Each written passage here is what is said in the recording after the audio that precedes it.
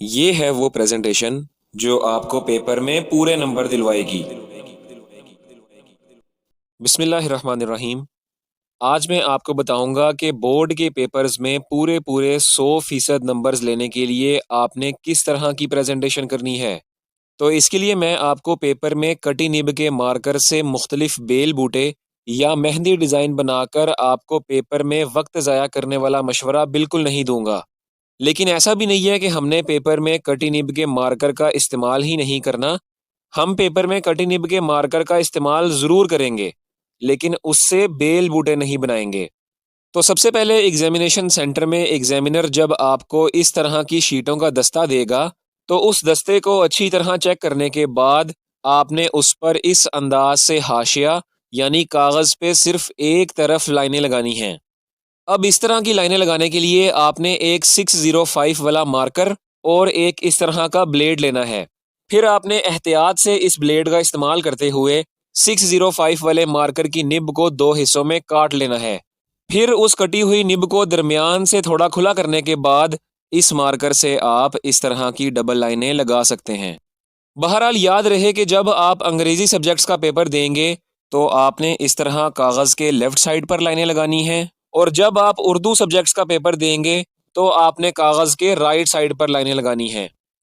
इसके बाद आपने दस्ते पर मौजूद दीगर ज़रूरी चीज़ें, मसलन ये डेट, आपका नाम, आपका रोल नंबर और पेपर कोड वगैरह को बिल्कुल एहतियात से फ़िल करना है। तो ये सब आपने किस तरह फ़िल करना है, इस पर मैंने एक डिटेल्ड वीडियो बनाई है, जिसे आप इस आई बटन पर क्लिक करके देख सकते हैं। हाँ, एक ज़रूरी बात जो मैं अपनी पिछली वीडियो में बताना भूल गया कि यहाँ इस दूसरे वाले पेज पर, जहाँ आपने उर्दू में अपनी शनाख्त वगैरह को पुर करना होता है, यहाँ पर इस डिब्बे में आपने अपने अंगूठे का निशान भी लगाना है। यानी यहाँ देखें, यहाँ पर लिखा भी हुआ है कि तालिबात अपने दाएं और तुलबा अपने बाएं अंगूठे का निशान यहाँ सब्त करें। अब अंगूठे का निशान लगाने के लिए बोर्ड वाले अगर आप स्टूडेंट्स को स्टैंप पैड दें तो आप उसका इस्तेमाल करते हुए यहाँ अंगूठा लगाएं। लेकिन अगर बोर्ड वालों के पास स्टैंप पैड ना हो तो आपने इस डिब्बे को खाली नहीं छोड़ना।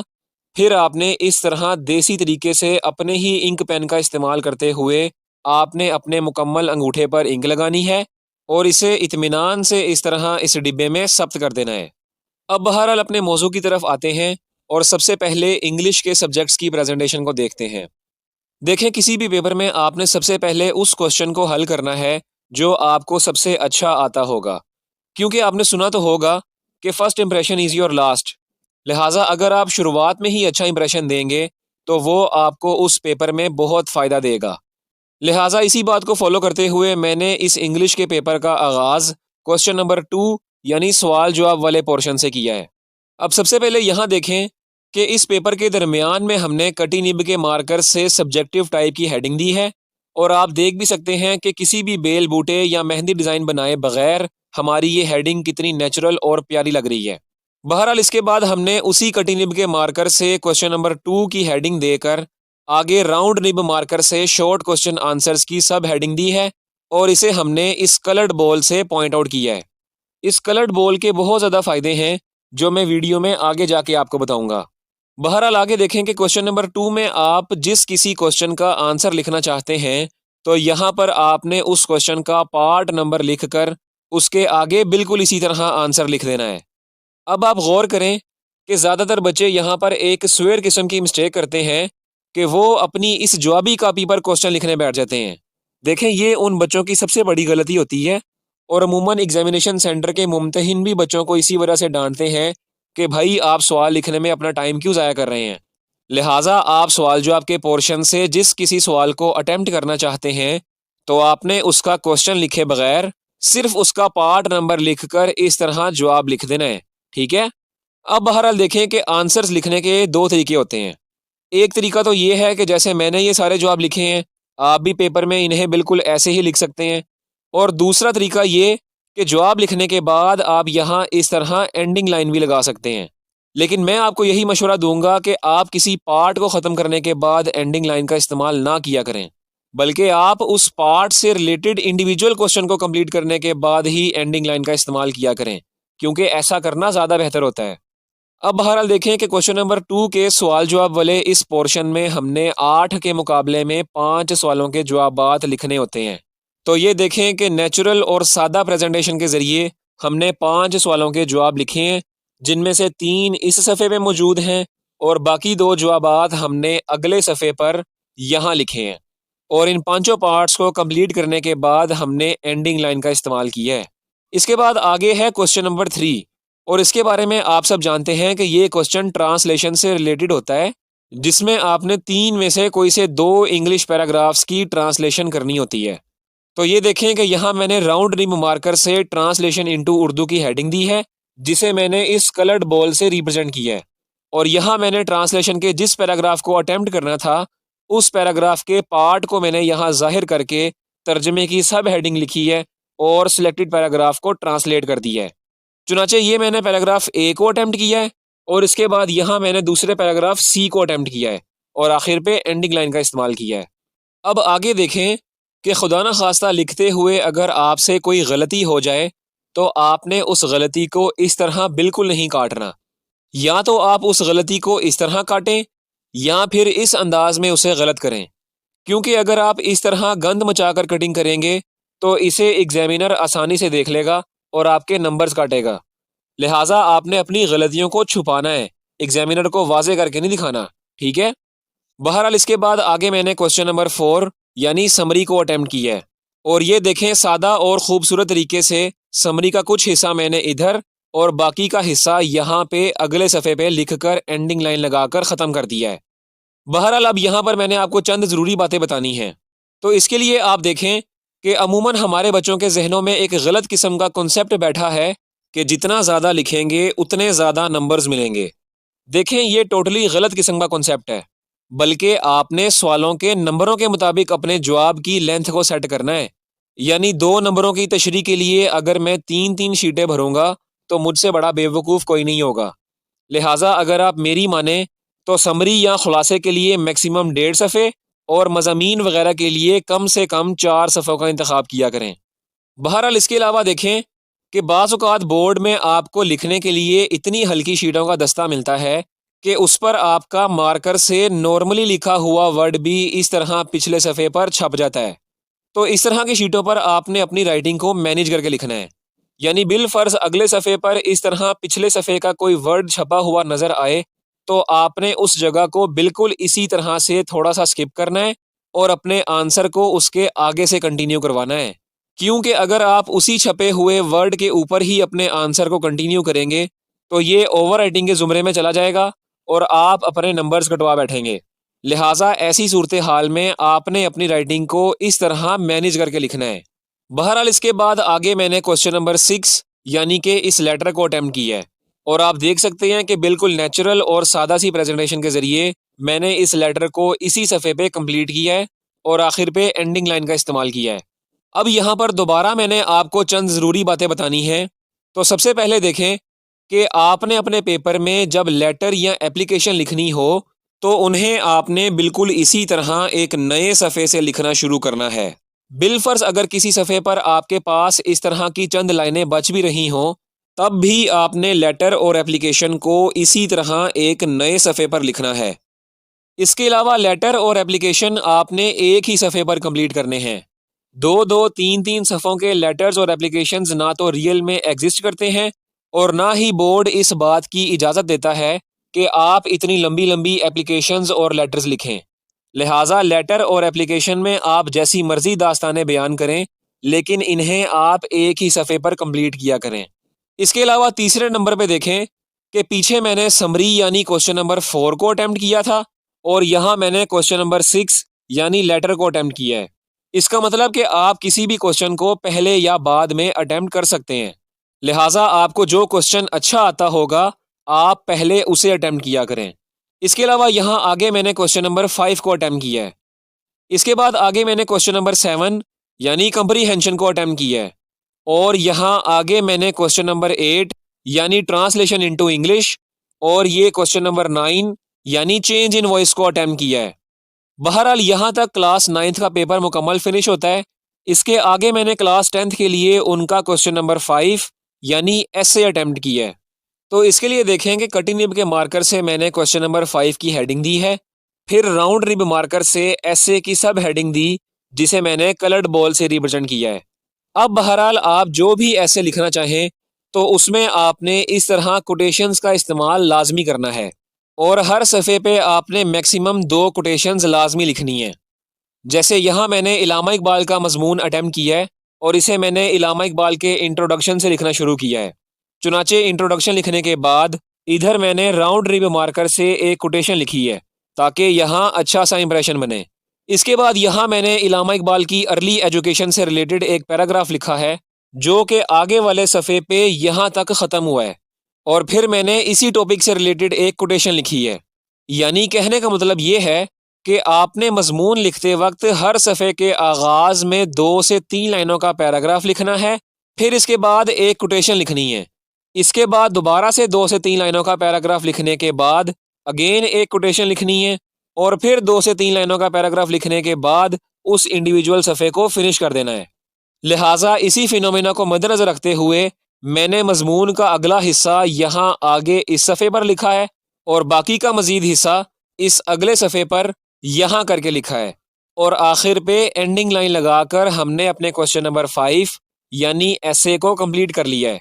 तो ये देखें कि इस तरह की नेचुरल सी प्रेजेंटेशन आपको पेपर में पूरे पूरे नंबर्स भी दिलवाएगी और आपका पेपर भी वक्त के अंदर अंदर मुकम्मल होगा। बहरहाल क्लास 10th के पेपर के मुताबिक आगे मैंने क्वेश्चन नंबर 6 यानी नरेशन को अटेम्प्ट किया है और इसके बाद आखिर में क्वेश्चन नंबर 7 यानी ट्रांसलेशन इनटू इंग्लिश वाले पैराग्राफ को अटेम्प्ट करके एंडिंग लाइन लगा दी है। तो इस तरह एक नेचुरल और सादा सी प्रेजेंटेशन करके खूबसूरती के साथ हमने अपने इंग्लिश के पेपर को कवर किया है।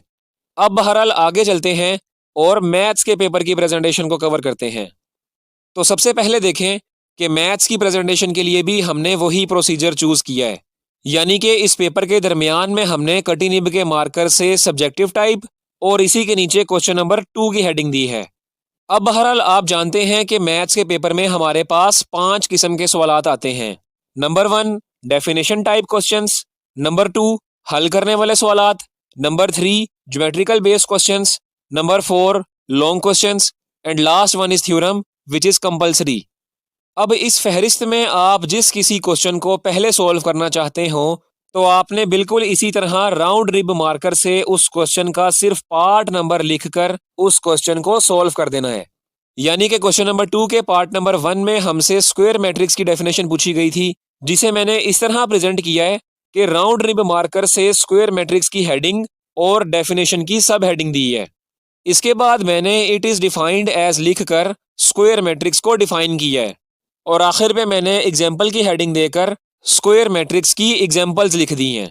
तो बहरहाल ये डेफिनेशन लिखने का एक अप्रूव्ड तरीका है, लिहाजा इसी मेथड को फॉलो करते हुए आपने फिजिक्स, केमिस्ट्री, बायो और कंप्यूटर के पेपर्स में डेफिनेशंस को अटेम्प्ट करना है।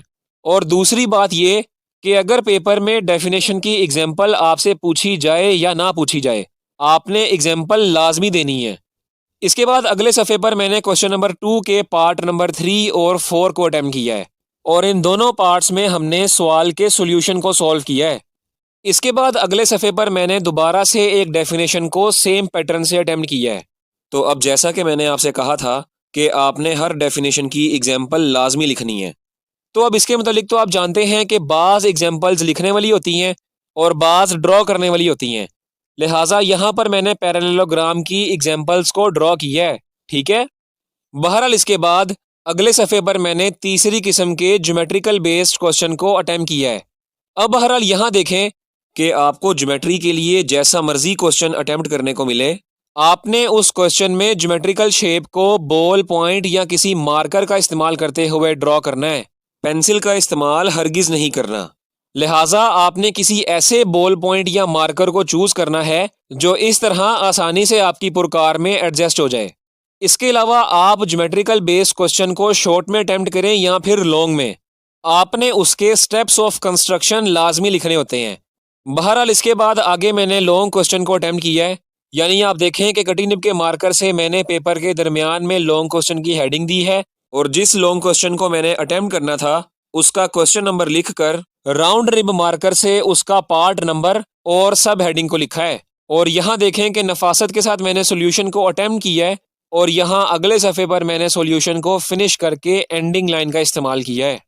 बहरहाल इसके बाद मैंने मैथ्स के पेपर के कंपलसरी क्वेश्चन यानी कि थ्योरम को अटेम्प्ट किया है।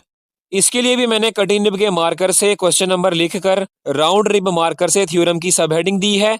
एंड यू कैन सी कि मैंने थ्योरम की डायग्राम को ड्रॉ करने के लिए पेंसिल के बजाय मार्कर का इस्तेमाल किया है, लिहाजा आपने भी मार्कर को या बॉल पॉइंट को यूज करना है। इसके अलावा थ्योरम को आपने पेपर में उसी तरह प्रेजेंट करना है जैसा कि बुक वालों ने थ्योरम को प्रेजेंट किया होता है।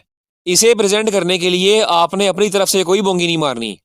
बहरहाल थ्योरम को कंप्लीट करने के बाद आपने एंडिंग लाइन लगाकर अपने मैथ्स के पेपर को फिनिश कर देना है।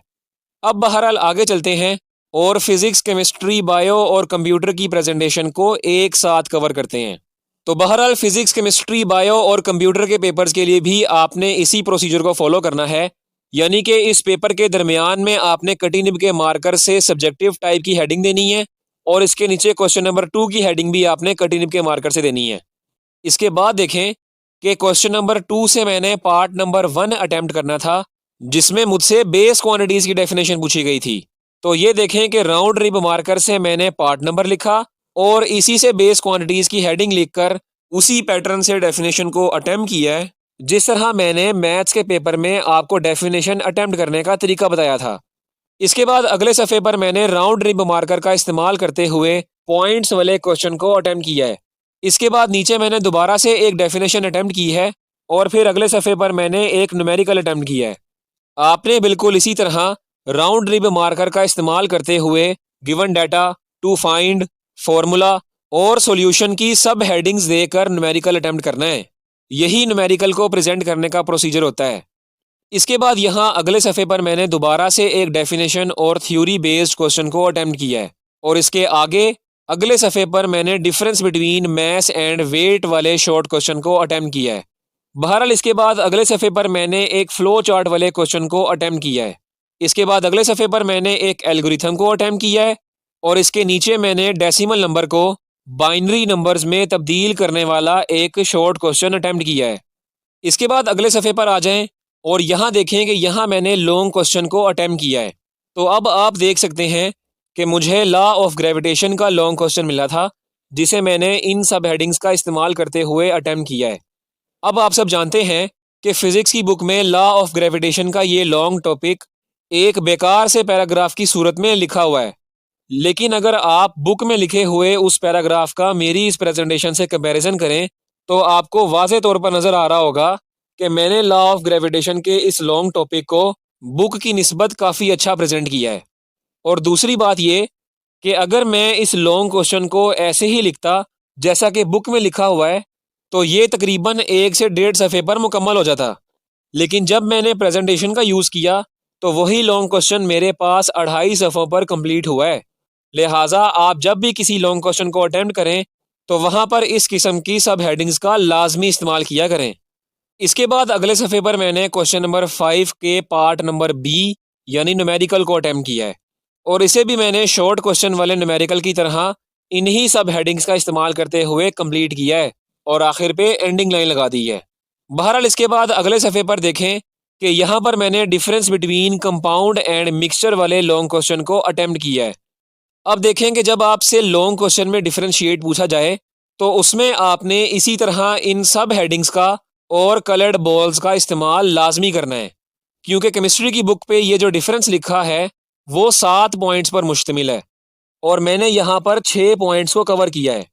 तो कहने का मतलब ये है कि अगर आप डिफरेंस लिखते हुए किसी पॉइंट को भूल जाएं तो उन पॉइंट्स को रिप्रेजेंट करने के लिए इन कलर्ड बॉल्स का इस्तेमाल किया करें ताकि उस भूले हुए पॉइंट की निशानदेही ना हो सके। तो यहाँ पर आपकी इंग्लिश के तमाम सब्जेक्ट्स की प्रेजेंटेशन ख़त्म होती है।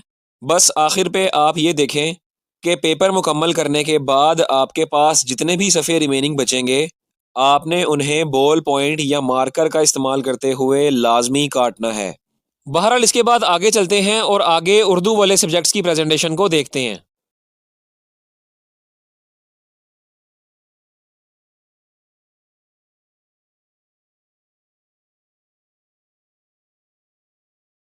तशरीह करते वक्त आपने अपने सवाल के मुताबिक हवाला शेर में शायर का नाम, नज़म का नाम और तशरीह के अलावा अपने पेपर पर मज़ीद कुछ नहीं लिखना। यानी आप जानते हैं कि बाज़ लोग बच्चों को तशरीहात में शेर का मफ़हूम लिखने पर ज़ोर देते हैं, लिहाजा यहाँ पर आपने अपनी सेंस को इस्तेमाल करना है। 2 नंबर के सवाल के पीछे मफ़हूम जैसी बेफजूल चीज़ों को आपने बिल्कुल नहीं लिखना। बहरहाल तशरीह करते वक्त आपने इसमें एक रेलेवेंट शेर का इस्तेमाल लाजमी करना है और 2 नंबर के शेर की तशरीह को आपने एक ही सफ़े पर मुकम्मल करना है।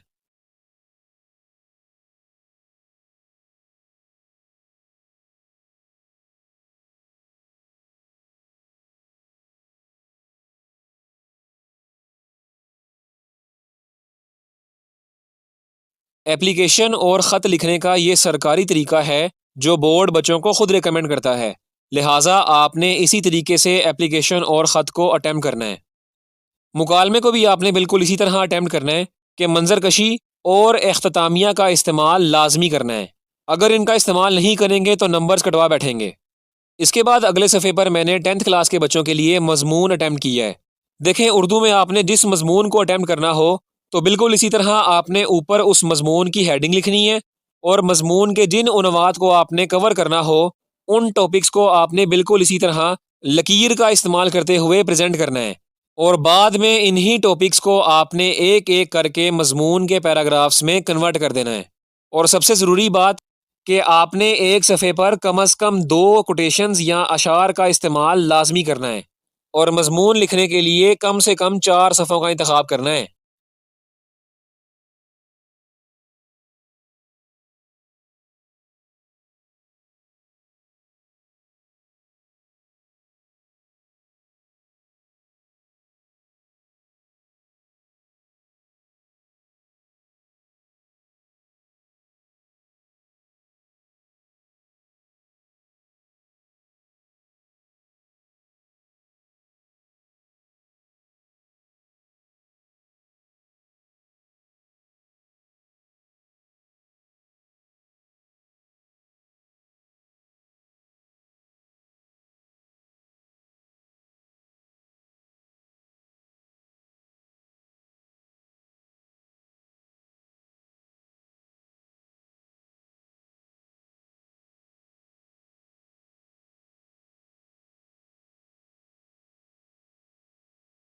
तो यहाँ पर मेरी प्रेजेंटेशन से रिलेटेड वीडियो मुकम्मल होती है और मैं उम्मीद करता हूँ कि आपको मेरी ये काविश अच्छी लगेगी।